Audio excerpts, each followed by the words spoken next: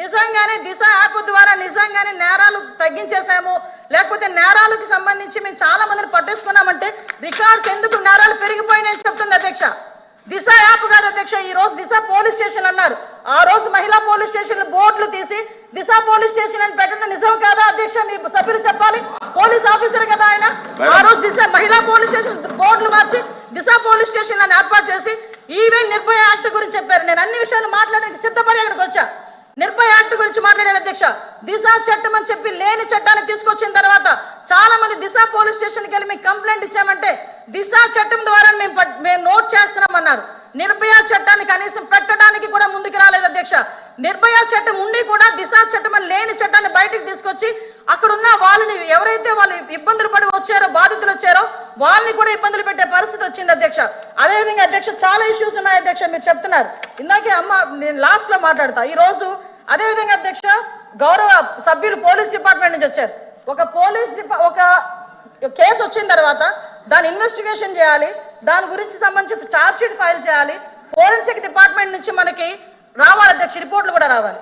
అమరావతిలో forensic department సంబంధించి ఒక ల్యాబొరేటరీ కట్టడానికి సెంట్రల్ గవర్నమెంట్ దగ్గర 200 కోట్ల రూపాయలు శాంక్షన్ చేస్తే కేవలం అమరావతిలో ఉన్నది ఆ ఒక్క ల్యాబొరేటరీ అనే ఉద్దేశంతో ఈ రోజుకి కన్స్ట్రక్షన్ మధ్యలో ఆపేసి 5 సంవత్సరాల ఫోరెన్సిక్ ల్యాబొరేటరీని కూడా ఒక్క స్టెప్ ముందుకేయకుండా చేసిన మీరు ఈ రోజు ఫోరెన్సిక్ ల్యాబొరేటరీ గురించి మాట్లాడుతుంటే బాధ అనిపిస్తుంది అధ్యక్ష.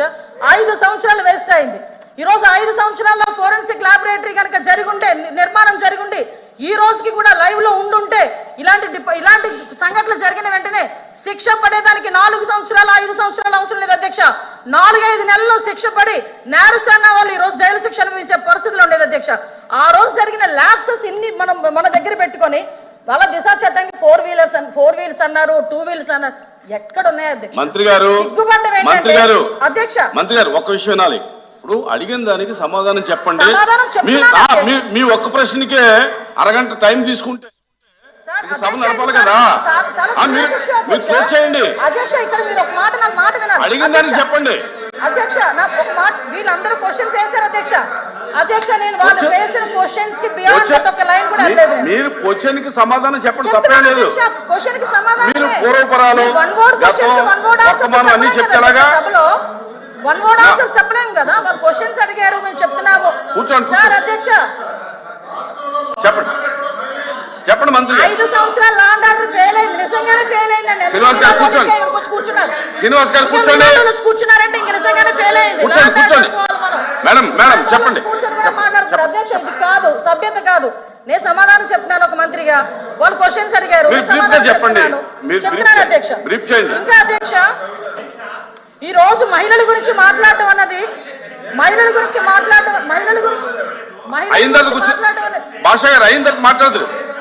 మేడం గారు చెప్పిన తర్వాత నేను మీకు రిక్వెస్ట్ మేడం మీరు చేతితో మాట్లాడండి. చాలా అనకూడదు కాబట్టి నేను ఆగుతున్నా.